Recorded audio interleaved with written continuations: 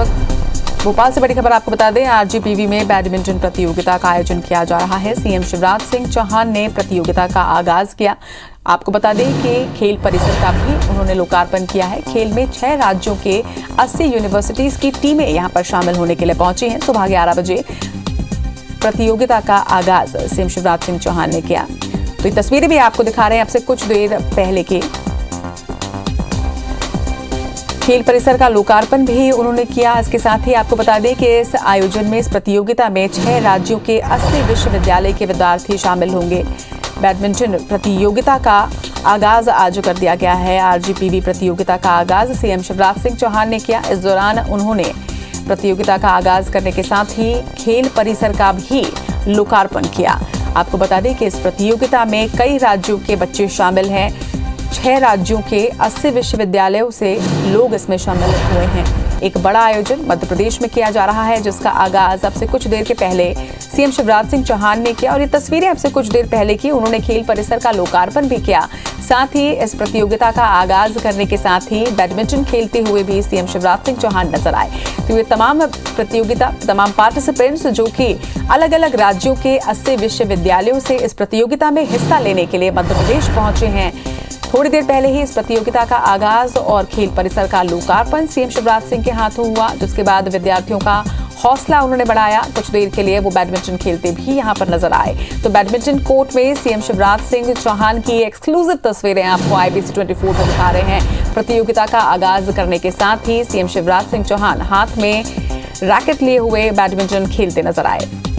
आपको बता दें कि प्रतियोगिता का आगाज अब से कुछ देर के पहले ही किया गया। सीएम शिवराज सिंह चौहान, जिसके बाद विद्यार्थियों का हौसला बढ़ाते हुए वो स्पोर्ट्स स्पिरिट में नजर आए, बैडमिंटन खेलते वो नजर आए, हाथ में रैकेट और शटल कॉक लिए। बैडमिंटन कोर्ट में सीएम शिवराज सिंह चौहान की ये तस्वीरें अब से बस कुछ ही देर पहले की, जहां पर वो बैडमिंटन खेलते हुए नजर आए। और इस तौर पर प्रदेश के मुखिया की ये तस्वीरें विद्यार्थियों का हौसला, छात्रों का हौसला और भी बढ़ाएगी। 80 यूनिवर्सिटीज के स्टूडेंट्स इस प्रतियोगिता में हिस्सा लेने के लिए मध्य प्रदेश में पहुंचे हुए हैं। 6 राज्यों के 80 यूनिवर्सिटीज के स्टूडेंट्स इस प्रतियोगिता में हिस्सा ले रहे हैं। एक बड़े स्तर पर ये प्रतियोगिता की जा रही है मध्य प्रदेश में।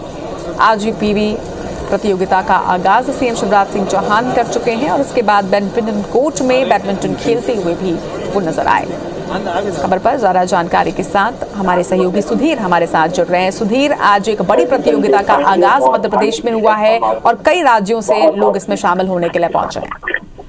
देखिए, निश्चित तौर पर एक बड़ा कहना चाहिए कि राजीव गांधी प्रौद्योगिकी विश्वविद्यालय में नए खेल परिसर का उद्घाटन है और मुख्यमंत्री शिवराज सिंह चौहान उद्घाटन कार्यक्रम में यहाँ पर पहुंचे। और उससे पहले अगर बात की जाए तो जो भारतीय विश्वविद्यालय संघ पश्चिम क्षेत्र का जो अंतर विश्वविद्यालय टूर्नामेंट है, उसका भी शुभारंभ मुख्यमंत्री शिवराज सिंह चौहान के द्वारा किया गया है। आज जब टूर्नामेंट के उद्घाटन में मुख्यमंत्री पहुंचे थे तो उन्होंने बैडमिंटन पर भी हाथ आजमाए और यशोधरा सिंधिया, उनके साथ में बैडमिंटन का एक मैच, छोटा सा मैच भी मुख्यमंत्री के द्वारा खेला गया था। फिलहाल अगर बात करें तो ये पूरा जो अत्याधुनिक खेल स्टेडियम का निर्माण किया गया है, इसका उद्देश्य यही है कि मध्य प्रदेश के अंदर जो विश्वविद्यालय है, देश और प्रदेश के जो बड़े टूर्नामेंट कोर्ट के तौर पर एक अत्याधुनिक इंडोर स्टेडियम का जो है शुभारंभ आज मुख्यमंत्री के द्वारा राजधानी भोपाल में किया गया है। जी, तमाम जानकारी के लिए आपका बहुत बहुत शुक्रिया सुधीर। तो खेल को बढ़ावा देने के लिए एक खास आयोजन यहाँ पर किया जा रहा है मध्य प्रदेश में और अब से कुछ देर पहले की ये तस्वीरें, खेल परिसर का लोकार्पण भी यहाँ पर हुआ। इसके साथ ही प्रतियोगिता का आगाज मध्य प्रदेश में शुरू हो चुका है, जिसमें 6 राज्यों के 80 विश्वविद्यालय से प्रतियोगी शामिल होंगे। जिनको खेलों के प्रति इतना लगाव है, हमेशा जब से मैं खेल मंत्री बनी हूँ, आदरणीय सिंधिया जी, हमारे वाइस चांसलर सुनील कुमार जी, राजपूत जी, मंजू जी, सभी अतिथिगण और मेरे प्यारे भांजे और भांजियों, मध्य प्रदेश के बच्चों का मामा हूं तो तुम्हारा भी मामा हूं। मैं केवल एक बात का खंडन कर रहा हूं, मैं अतिथि नहीं हूं, क्योंकि अतिथि वो होता है जिसके आने की तिथि ज्ञात नहीं होती, बिना तिथि बताया जाए। मेरी तिथि तो सुनील जी तय की गई है और दूसरे में भोपाल में मेहमान कैसे हो सकता हूं। अगर अतिथि हैं तो हमारी 85 यूनिवर्सिटी से जो बेटे बेटियां आए हैं वो हमारे मेहमान हैं। सभी अतिथियों का स्वागत।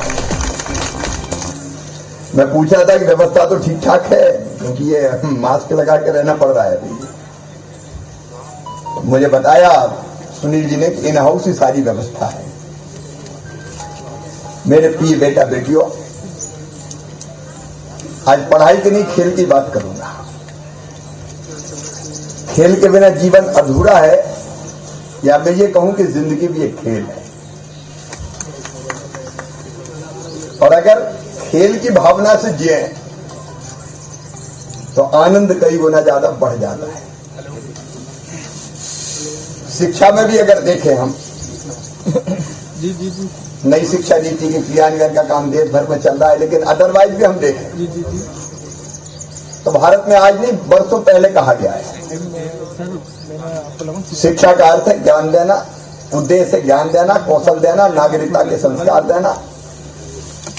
और ज्ञान, कौशल और नागरिकता के संस्कार उसी को दे सकते हैं जिसका शरीर स्वस्थ है। हमारे यहां कहा गया कि शरीरम आद्यम खलु धर्म साधनम। शरीर साधन है सब धर्मों का पालने का। आपको कुछ भी करना है तो शरीर तो स्वस्थ चाहिए। शरीर अगर गड़बड़ हो गया तो फिर कोई नहीं पूछता। इसलिए हमारे यहां कहा गया पहला सुख निरोगी काया, सबसे पहला। और अगर खेल की भावना से जिए तो आनंद कई गुना ज्यादा बढ़ जाता है। शिक्षा में भी अगर देखें हम, नई शिक्षा नीति के क्रियान्वयन का काम देश भर में चल रहा है, लेकिन अदरवाइज भी हम देखें तो भारत में आज नहीं बरसों पहले कहा गया है, शिक्षा का अर्थ है ज्ञान देना, उद्देश्य ज्ञान देना, कौशल देना, नागरिकता के संस्कार देना। और ज्ञान, कौशल और नागरिकता के संस्कार उसी को दे सकते हैं जिसका शरीर स्वस्थ हो। हमारे यहां कहा गया कि शरीरम आद्यम खलु धर्म साधनम। शरीर साधन है सब धर्मों का पालने का। आपको कुछ भी करना है तो शरीर तो स्वस्थ चाहिए। शरीर अगर गड़बड़ हो गया तो फिर कोई नहीं पूछता। इसलिए हमारे यहां कहा गया पहला सुख निरोगी काया। सबसे पहला सुख अगर दुनिया में कोई है तो शरीर का स्वस्थ रहना। ये पढ़ाई जरूरी है, लेकिन पढ़ाई में भी खेल जरूरी है। और खेल को बढ़ावा देने के लिए ऐसी प्रतिस्पर्धाएं, खेल की प्रतियोगिताएं आवश्यक है। और इसलिए अच्छा, बैडमिंटन भी बहुत आनंददायक खेल है। मेरी तो इच्छा ये हो रही थी कि थोड़े से 60 वाट और लगाओ, बीसी साहब मैदान से हट गए।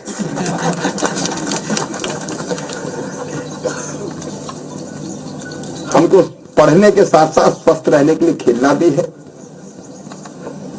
इस बार ओलंपिक में हम लोगों ने काफी बेटर प्रदर्शन किया है। मध्य प्रदेश का भी स्तर अभी काफी सुधरा है, उस पर मैं बात नहीं करूंगा। लेकिन मैं आज आपसे यही कहना चाहता हूं, खेलिए, सावधानी रखिए। कोरोना से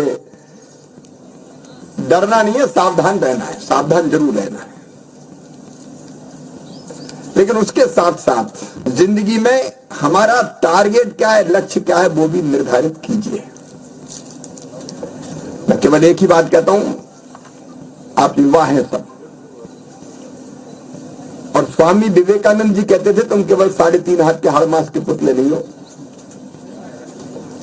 ईश्वर के अंशो, अमृत के पुत्रो, अनंत शक्तियों के भंडारो, अमर आनंद के भागी हो। दुनिया में कोई काम ऐसा नहीं कि जो तुम ना कर सको। अगर हम लक्ष्य तय करके उसको प्राप्त करने का रोड मैप बनाते हैं और प्राप्त करने के लिए कड़ा परिश्रम करते हैं तो सफलता मिलना अवश्यम भावी है। दुनिया में कोई काम ऐसा नहीं कि जो तुम ना कर सको। अगर मनुष्य चाहे तो ब्रह्मांड पर भी कमांड कर सकता है। जिनने चाहा उनने करके दिखाया है। हम कुछ बड़ा करने का ठाने। एक बात रोजगार की भी आई। टेक्निकल एजुकेशन का तो मुख्य उद्देश्य कौशल उन्नयन है। चाहे इंजीनियरिंग कॉलेज हो, टेक्निकल इंस्टीट्यूशन हो, ITI हो, हाथों में अगर कौशल होगा तो काम मिलेगा ही। काम की कमी नहीं है, कई बार कुशलता से करने वालों की कमी है, और टेक्निकल एजुकेशन का यही उद्देश्य है। मैं विश्वविद्यालय से जरूर कहूंगा, इनोवेशन, रिसर्च, स्टार्टअप्स, उनको हम और कैसे बढ़ावा दे सकते हैं। भारत की अर्थव्यवस्था बड़ी तेजी से आगे बढ़ रही है। हमारे प्रधानमंत्री जी ने कहा $5 ट्रिलियन की इकोनॉमी बनाना है, और वो इकोनॉमी $5 ट्रिलियन की बनाने में स्टार्टअप्स का, इनोवेशंस का, तकनीकी क्षेत्र में जो लगातार नए शोध और अनुसंधान हो रहे हैं, उसका बड़ा योगदान होगा। ये रोजगार कोई बड़ी बात नहीं है।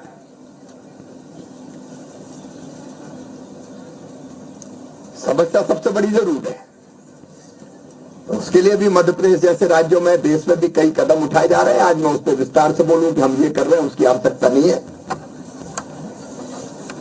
आप तो दृढ़ संकल्पित होकर बड़ा लक्ष्य तय करके उसको प्राप्त करने बढ़े चलो, क्योंकि आप बढ़ोगे तो देश बढ़ेगा, प्रदेश बढ़ेगा। और एक बात मैं कहना चाहता हूं, स्वामी विवेकानंद जी ने कभी कहा था कि सुदीर्घ रजनी समाप्त हुई जान पड़ती है, महानिशा का अंत निकट है। जो अंधे हैं वो देख नहीं सकते, जो बहरे हैं वो सुन नहीं सकते, लेकिन मैं स्पष्ट रूप से देख रहा हूं कि भारत माता एक बार फिर आंखें खोल रही है और विश्व गुरु के पद पर अधिष्ठित हो रही है। ये 21वीं शताब्दी भारत की होगी, नोट कर लेना, 21वीं शताब्दी भारत की होगी।